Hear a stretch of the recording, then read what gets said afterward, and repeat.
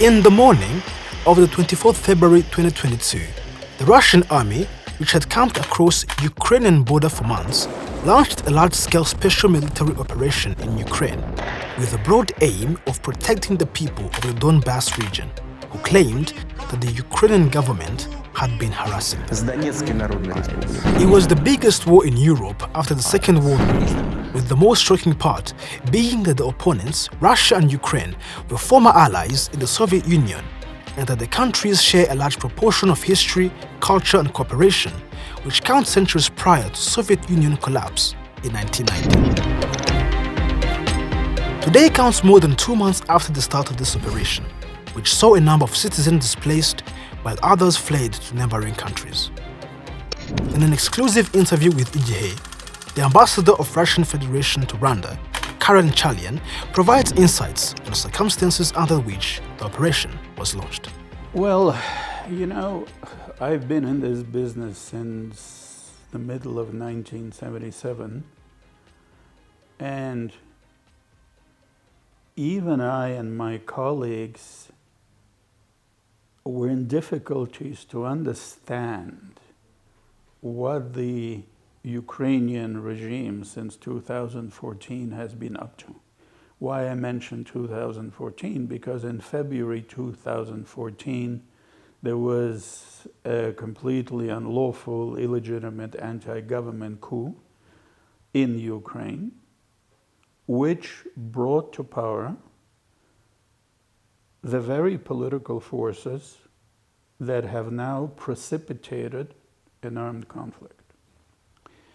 Paradoxically, this is not about Ukraine, not just about Ukraine. This is about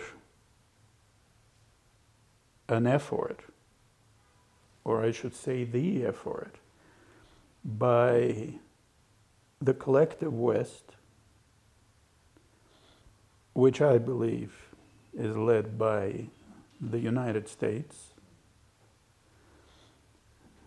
aided and abetted by the UK,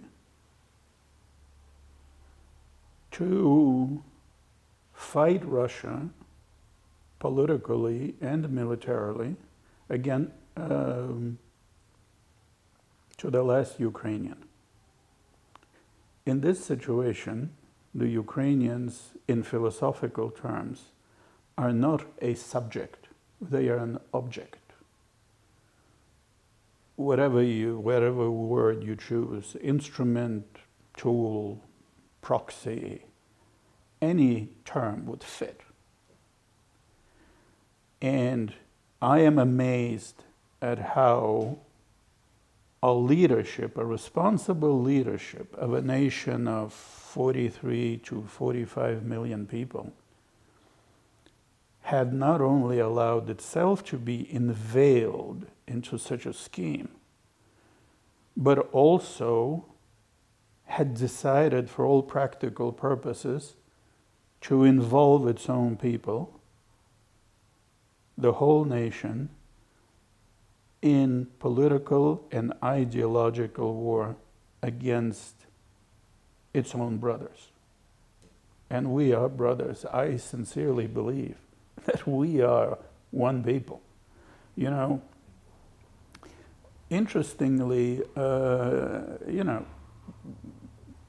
it's difficult to give you an exact figure, but at least, and I'm old enough, to know, at least 30% of the people that I know in Russia have Ukrainian relatives. And it is the same in Ukraine.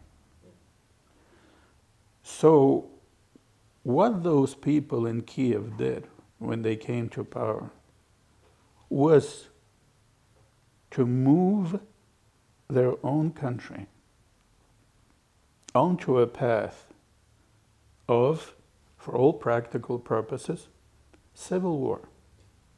First of all, civil war against their own citizens, and I will come to that, and civil war against their own brothers.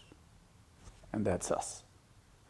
Now, when they came to power in February 2014, or rather when they were brought to power by the West And honestly, the West doesn't care.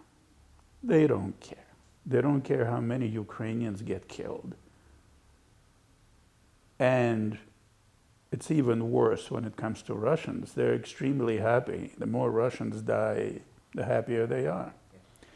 In fact, it's now out in the open, especially in the past 72 hours, all the things that are being said, that there are two objectives that the West has in this war. First of all, to kill as many Russians as humanly possible, and second, to weaken Russia as much as possible. Thank you very much, as if we didn't know all along what the objective was. It's just that this grand secret is now in the open. It was never a secret to us. We always knew. This is a continuation of the Cold War by other means. It all started, it's interesting, people have cutoff points, people have starting points. All of us in our minds. We've tried to find that exact day, that statement, that trigger point. When did it all start? We can go back in history, which maybe we don't have time for this. But to me, it started in 2007, when, during the Munich Security Conference, my president went up on the podium and told all the Western leaders, we know what you're doing. Look, the Soviet Union is no more. The Warsaw Pact is no more. What do you need NATO for? Who is your so-called defensive alliance against? Who is it aimed at? There were 5 ways of NATO expansion. And every time they got closer and closer and closer to our borders. And my president gave the West a very fair warning in 2007, saying, please, cease and desist. We are ready to work with you, but we will not tolerate a security threat to our very existence. They chose not to listen. Because in 2008, in Bucharest, the capital of Romania, NATO decided that the next 2 candidates for NATO enlargement would be Ukraine and Georgia, 2 former republics of the Soviet Union. Now, I repeat, Ukraine is a country of 43 to 45 million people. No one knows exactly what we're talking about. We're not talking about the Baltic states here, Latvia, Lithuania, Estonia.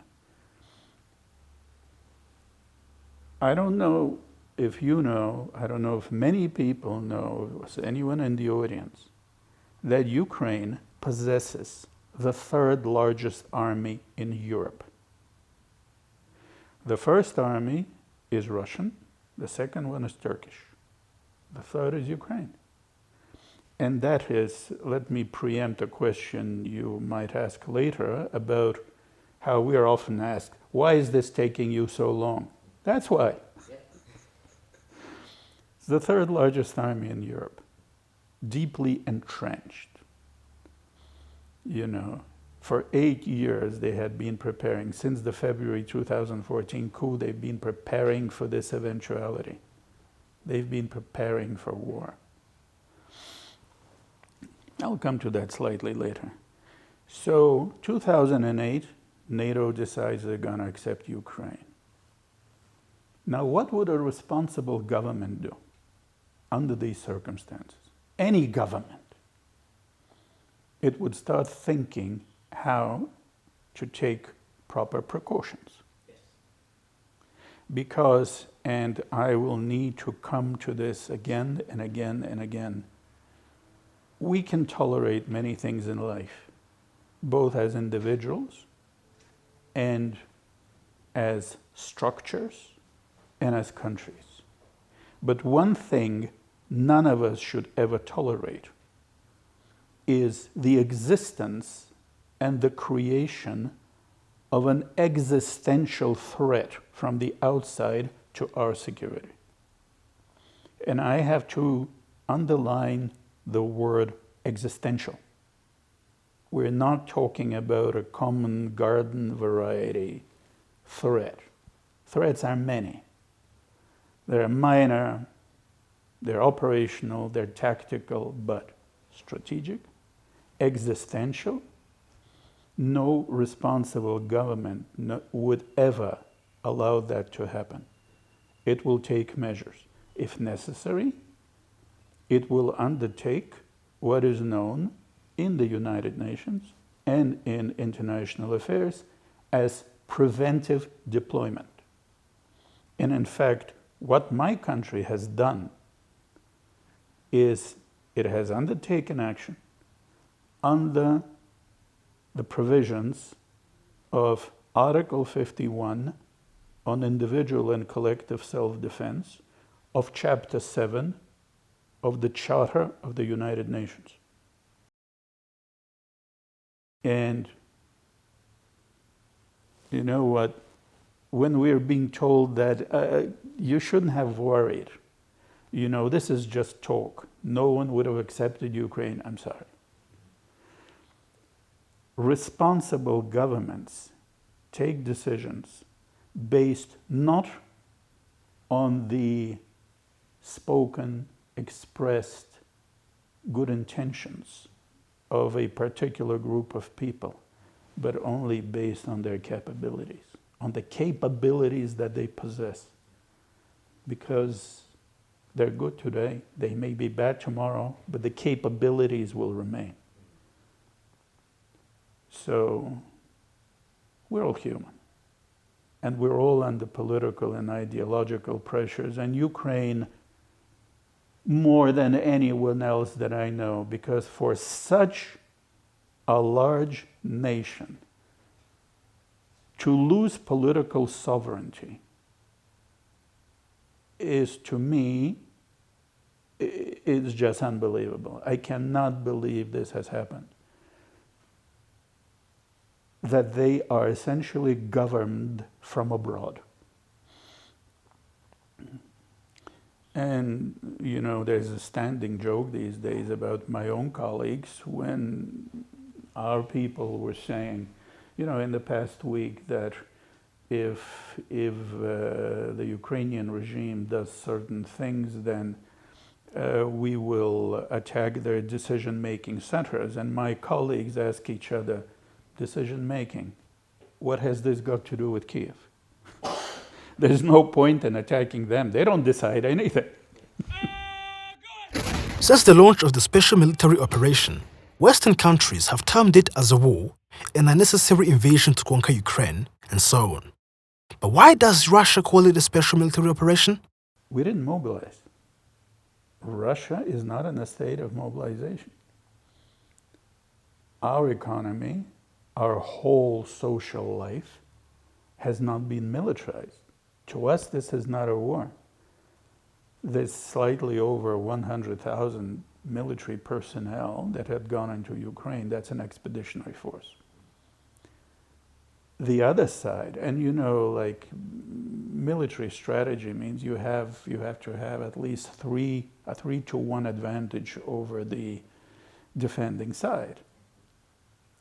The Ukrainian army, as far as I know, and we're talking about three main elements of the Ukrainian military. That is the regular army, the territorial battalions, and the National Guard. Roughly speaking, that's about 300,000. They're all fighting. And I think they possess another 200,000 in reserves. That's a formidable figure. And yet, we're still winning. This was never supposed to be some kind of lightning operation. You know, look at all the recent examples of a military conflict. Where was the last time you saw a lightning operation? I don't want to talk about what happened in Iraq, for example. I mean, You can look it up in Wikipedia, and you will see how much time it took one of the sides to move to the capital of the other side against no military opposition and with complete superiority in terms of armor and in the air. So just move to that place, and then how much time it took them in the capital to secure it. So I don't want to make these comparisons, but one of the other reasons, and I have to go back to what I've said, one of the other reasons why I said that had elements of civil war, genocide, and ethnocide. Because after the February 2014 coup in Kiev, the people who came to power were to us real Nazis, meaning National Socialists. Meaning they started eliminating and moving against anything and everything that had any connection to Russia or the Russian language. Now, two areas in the east, the Donbass and the Luhansk, which, by the way, have a special history. They were never part of the Ukraine until 1919. They said, look, guys, we don't wish to be governed by you. We don't like you. Please leave us alone. Let's come to an arrangement that we become a self-governing territory, or in this case, two territories. This was so easy. You know, when I look back at these 8 years, I see such a large number of missed opportunities to avoid military conflict. And it was, all these opportunities were missed by the Kiev regime. They didn't have to do much. They just needed to tell the people of Donetsk and Luhansk, okay, we respect your choice. Let us sit down and reach some kind of understanding of the limits or of the scope of the self-governance that you can hope to achieve. We reach a kind of a modus vivendi, and everyone's happy. And we continue living like brothers. Instead of that, they started killing them. And they've been killing them for 8 years with impunity. And no one in the West seemed to care. No one seemed to care. 8 years. Now, and in these 8 years, the Ukrainian armed forces were receiving training and equipment from the West. And they were getting stronger and stronger and stronger and more aggressive. In fact, the bombing campaign or the artillery campaign on 18 February was something like 10 to 15 times more intense than ordinarily by 18 February. It peaked on 21 February. And on 24 February, as you know, we moved in because we knew this was the end then. This was the end. They would have crushed them, they would have killed them. I've been killing civilians for 8 years. What's another 10, 20, 50, 100,000 civilians to those people? They are gripped by a very strange mania, which I find hard to understand. But even harder than that, for me, is to understand what all those supposedly enlightened leaders in the West were thinking and are thinking still. Didn't they see what kind of monster they had created? The answer, of course, is evident. They saw everything.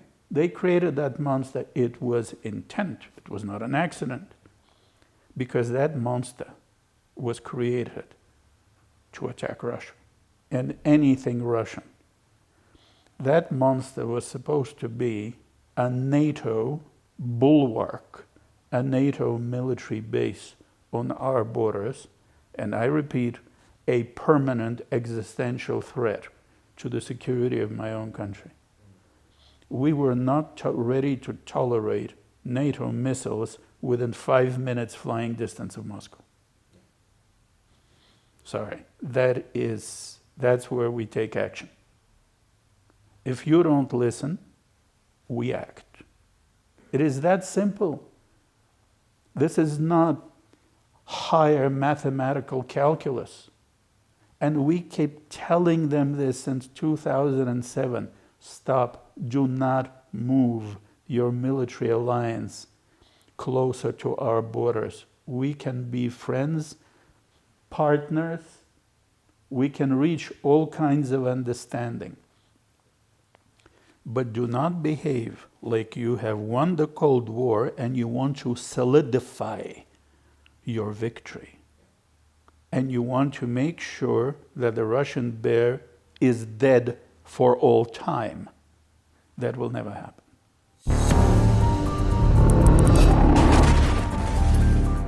When we went to Ukraine, this was not for territorial gain. God knows we have a large enough country. This was to achieve 4 goals. Denazification, because we could not live with those crazy people in power in Kiev. We needed to get them out. Demilitarization, meaning that we have to make sure that they will no longer constitute a threat, which means a legal obligation that they will not join NATO. The recognition of Crimea as a part of the Russian Federation, and the recognition of independence of the Donetsk and Luhansk republics. We had tried to put that on the table repeatedly. They said no repeatedly to everything, because they always felt that the West was behind them, and that the West will step in and fight for them when the time comes. Nice work, guys. That will never happen. The West will provide you with weapons. The West will provide you with money. No one's going to fight for you. The West doesn't want casualties and doesn't want a hot war with Russia. They want the Ukrainians to do their dirty work for them. Now, so this is not a war of territorial conquest. We want certain limited goals. But the longer this continues, the more the situation may change. Because expectations would have been created. And it's been shown in the history of the world that the more a conflict drags on and persists, the more the initial goals and objectives may change. I mean, once the situation on the ground changes, you never know. If the West continues to pump Ukraine full of weapons, and if the West does something else or something particularly stupid, I don't know what may happen in the Ukraine. I don't anticipate much, but I don't know. I don't anticipate much wisdom from the West. This is the problem.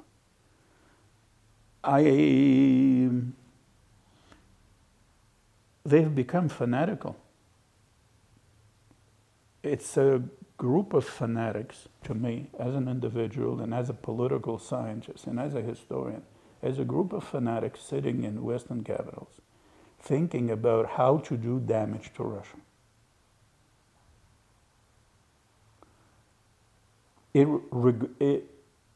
Regardless of Ukrainian casualties or of the ensuing destruction. All those videos that you have seen of destroyed settlements in the Ukraine, destroyed urban areas. I mean, we all see the same videos, right?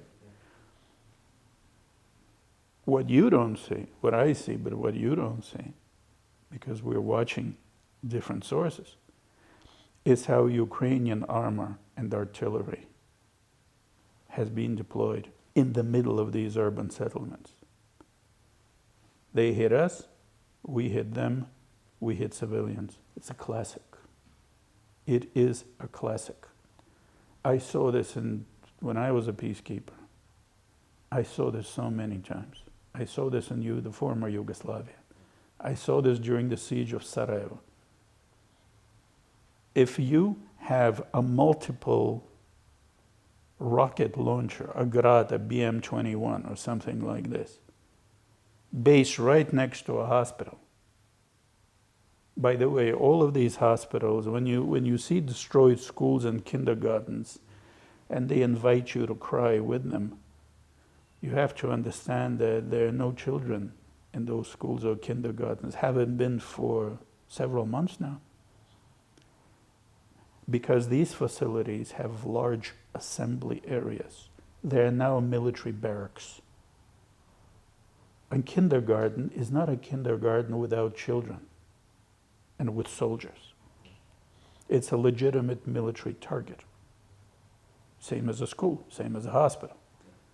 You throw out the patients and medical personnel, you put in a mechanized company, it will get hit, especially if it does its fighting and deployment from that facility. The history of warfare has not invented anything new, just for our sake.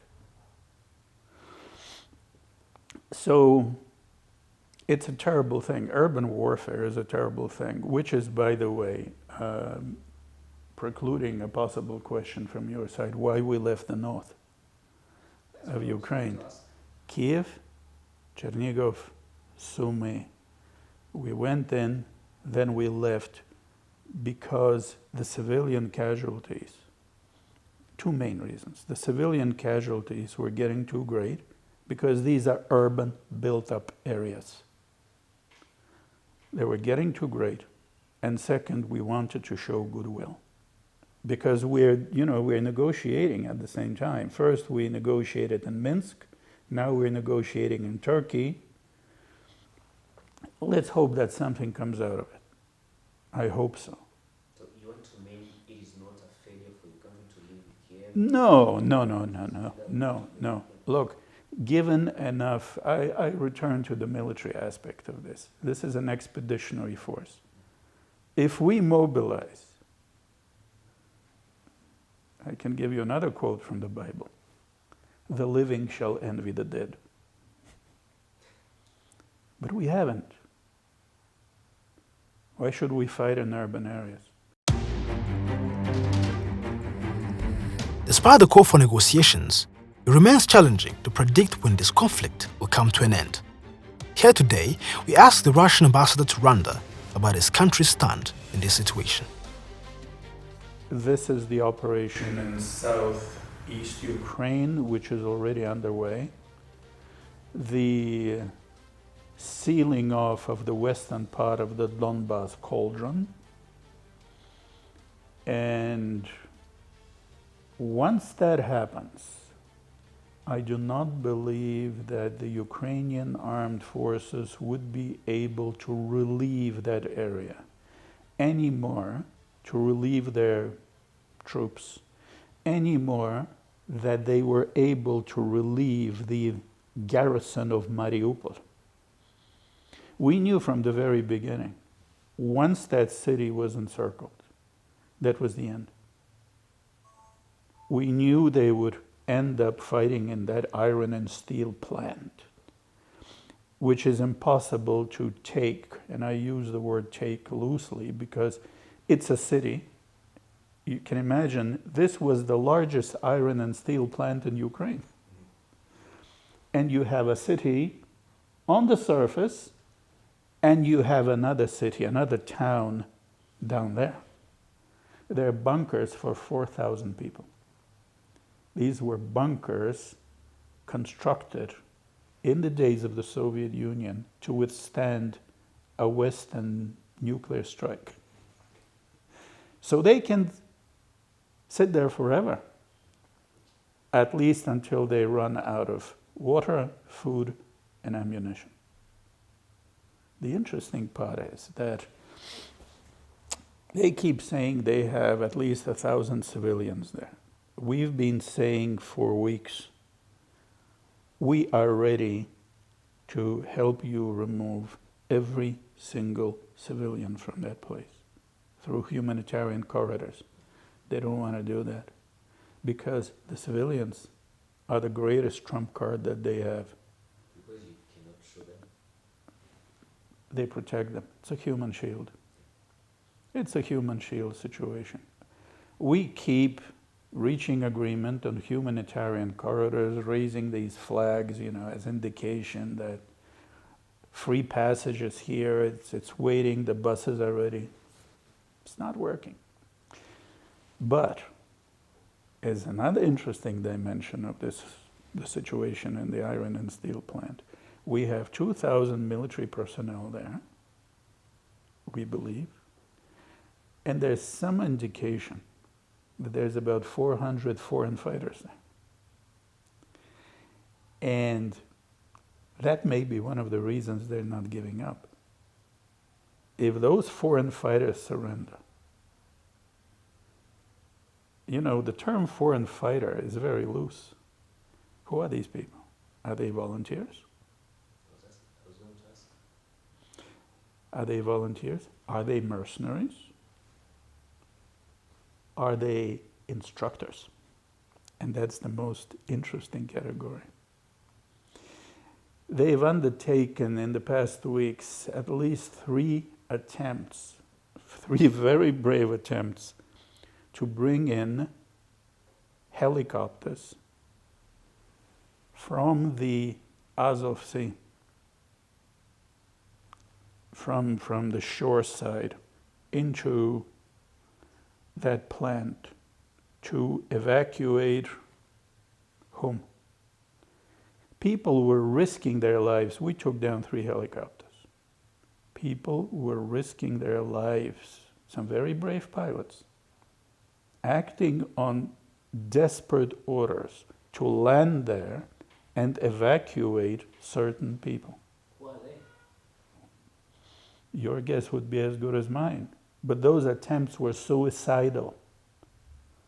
They were suicidal, and you can't evacuate 2,000 people by means of a few helicopters. That means the objective was to bring out a number of extremely valuable individuals.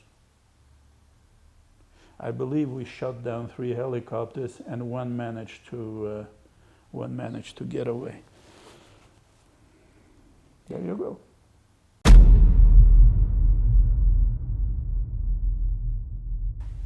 Let me tell you, I don't know if you've heard about a place in Kosovo called Račak. Have you ever heard that about it? All those who worked in the former Yugoslavia immediately make that connection. In 1999, at the beginning of 99, Serbian special forces went into the village of Račak in Kosovo. And I was in Belgrade at that point. And they went in because they knew that a unit of the Kosovo Liberation Army had went in for the night. They went in, they killed everybody, and 2 hours later, it was still night, they left. Which, as it turns out, was not a very good idea. Because the next day, that village was, well, it wasn't retaken because the there was still no,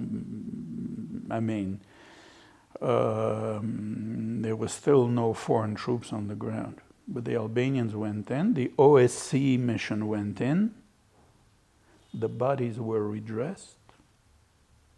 I know some people who worked with those bodies. When the bullet holes in the bodies and the bullet holes in the clothes did not even correspond. There were some cases like that. They brought in fresh bodies. They dumped all the bodies from all the houses into one ditch. And then the cameras went in, the same CNN. Massacre. The Serbs massacred innocent civilians. And that was a trigger event for a NATO bombing, of course, of Serbia. What happened in Bucha? We left on 30 March. Our troops withdrew on 30 March. The Ukrainians came back the next day. Our Ukrainian administration that had ran away. The mayor of Bucha on 31 March was shown giving an interview in those same streets. Nothing was said for 3 days. On the fourth day, you had bodies scattered around the streets in interesting poses. Fresh corpses. We couldn't have killed those people. Fresh corpses. With blood still in the wounds. With no rigidity. 8 days later, Ursula von der Leyen comes to visit. This was so in Congress. And Josep Borrell from the European Union. And there's a wonderful photo. You know, I know these things because I was involved in these things. You have black body bags, and there's an Orthodox priest with a beard and a huge cross, looking solemn, and Ursula von der Leyen and Borrell looking very serious, saying this is a terrible crime. These corpses have been on the streets for 8 days. Are you kidding me? And no one has a mortuary mask on him. You know what the smell is like? This was staged, all of this. And to any unbiased observer, I mean the logic, you add 2 and 2. First of all, why did these corpses appear on the fourth day? Where were they before? Why are body bags? Why were the bodies lying on the streets for days? What, they have no friends and relatives? People there are no animals. They would have buried their people. And 8 days later, they're still in body bags on the streets. Who are you trying to fool here? You know, as Joseph Stalin used to say, gentlemen, this is a story either for little children or very big fools. Всім добрий вечір. Лідер фракції тут, голова Офісу президента тут, прем'єр-міністр Шмигаль тут, Подоляк тут, президент тут. Всі ми тут, наші військові, guys, громадяни суспільства. removing Zelensky for what? Who is Zelensky? And you know, Marxist theory, and I studied Marxist theory when I was much younger. There is this fascinating premise about the role of an individual in history.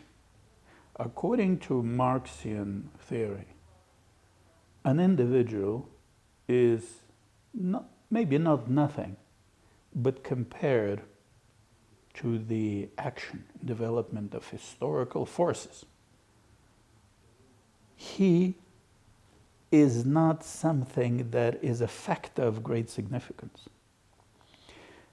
If you look at Zelensky, the individual, you know, we all loved Zelensky as a comedian. That guy was great. We still watch videos with him on YouTube. The man was a Russian speaker. he always used to poke fun at the Ukrainian nationalists and Nazis to the point where he was receiving death threats from them. He was always their enemy. And he was loved in Russia.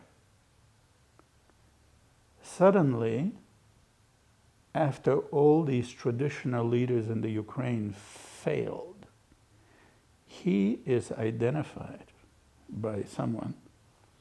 He is plucked out of this artistic and cultural milieu. And suddenly he's a political leader, which was amazing to everybody. I mean, wait a minute, how did this happen? He does not have a party. He does not have a political force behind him. He has no ideology. He has no politics. I mean, where did he come from? We used to say these things of Macron, if you recall. But, you know, this was bizarre, what happened in Kiev. And then he wins this election because people were so tired of those traditional leaders, of the thieves, all those corrupt individuals, and, you know, they were all known through and through. And this was this fresh face, out of nowhere. And he was pro-Russian. He was a Russian speaker. I've never heard him speak a word of Ukrainian up until now. And naturally, the people who would vote for him enthusiastically, because he was the only remaining option. Someone, anyone except the old guard. Anyone.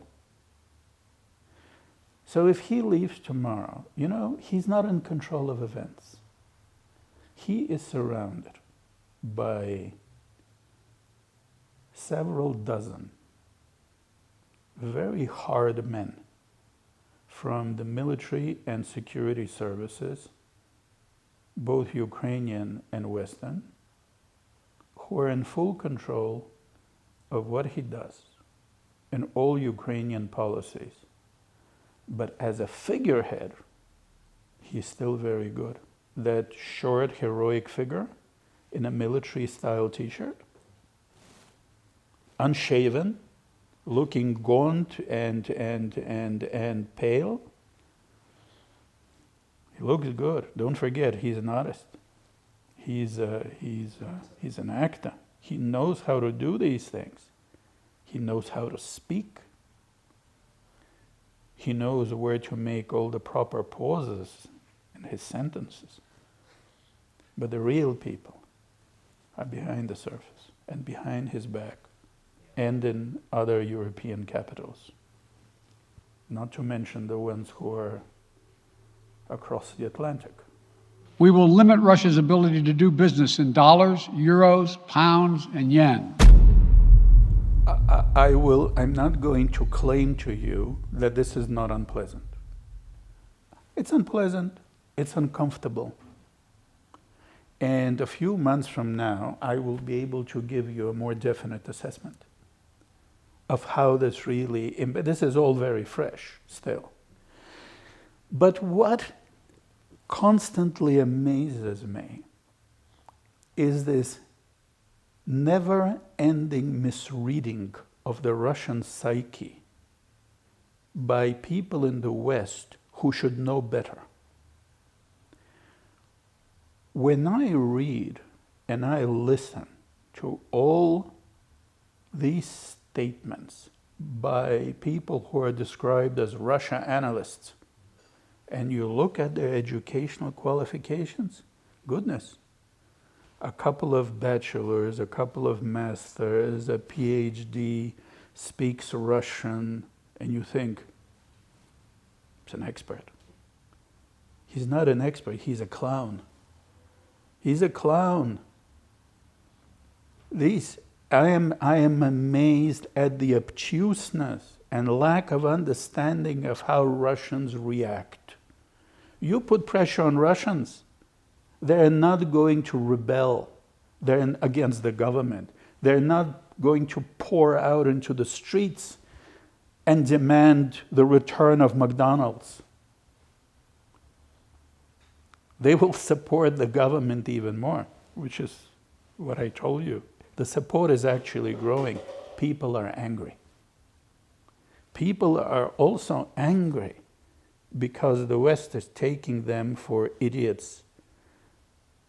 The West believes that the Russians are not able anymore to fly to Milan for the annual fashion show or buy diamonds in Amsterdam. They will overthrow the government. How stupid can you get? This simply will not happen.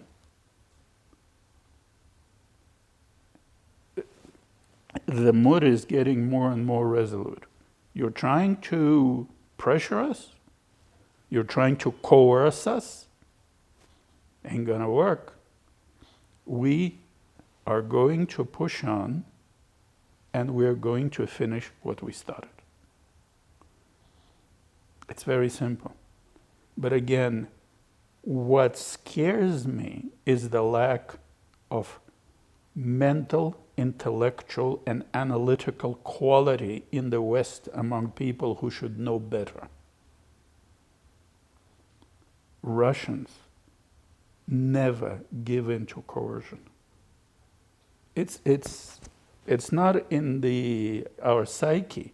And when I say psyche, I don't mean brain. I mean here, in the gut. Where all the proper and honest human emotions come from. You know what the main problem is? The West is forcing countries to choose sides. The pressures are enormous, and they never come from Russia. If only, and for two reasons. First, we have nothing to threaten Africa with. And the second reason is we simply don't operate that way. We don't go where we're not wanted. We do not issue instructions to governments and countries how they should behave. We don't tell them how they should vote. We can recommend something. The West operates completely differently. There was a wonderfully ironic expression in Russian back in the days of my youth. It had something to do with the political course of the Soviet Union. It was like this, but it was internal. If you do not sing with us, do not forget that you're being silent against us. That means forget about voting with Russia. That's not even the issue here.